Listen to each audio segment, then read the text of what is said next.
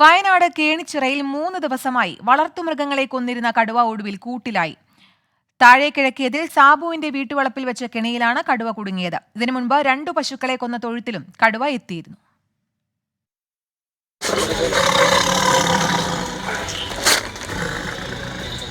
കഴിഞ്ഞ വ്യാഴാഴ്ച മുതൽ ഭീതിയിലായിരുന്നു കേണിച്ചിറ എടക്കാട് നിവാസികൾ. 3 ദിവസത്തിനുള്ളിൽ കടുവ കൊന്നത് 4 പശുക്കളെ. ഒരു പശുവിനെ കൊലപ്പെടുത്തിയ താഴെ കിഴക്കിയതിൽ സാബുവിന്റെ പറമ്പിൽ വെച്ച കൂട്ടിലാണ് രാത്രി 11 മണിയോടെ കടുവ കുടുങ്ങിയത്. ആരോഗ്യസ്ഥിതി ആദ്യം നോക്കണം.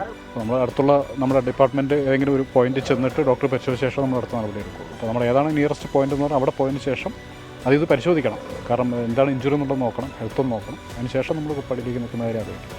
ഇതിന് തൊട്ടു മുമ്പ് മാളിയേക്കൽ ബെന്നിയുടെ വീട്ടിലെ തൊഴുത്തിൽ കടുവ കയറുന്നതിന്റെ ദൃശ്യങ്ങൾ പുറത്തു വന്നു. തൊട്ടടുത്തുള്ള ആട്ടിൻകൂട്ടിൽ അടിച്ചു. ഒരാട് ചത്തു. ഇവിടുത്തെ 2 പശുക്കളെയാണ് കടുവ നേരത്തെ കൊന്നത്.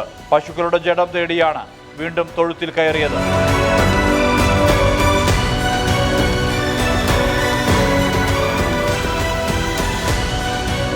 പിടിയിലായ കടുവയെ കുപ്പാടിയിലെ മൃഗപരിപാലന കേന്ദ്രത്തിലേക്ക് മാറ്റി.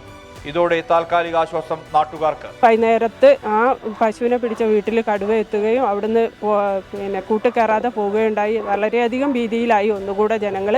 അതിനുശേഷം 11 മണിയോടുകൂടെ കടുവ കൂട്ടിക്കയറി. വളരെയധികം ആശ്വാസം തോന്നുന്ന ഒരു വാർത്ത തന്നെയാണ്.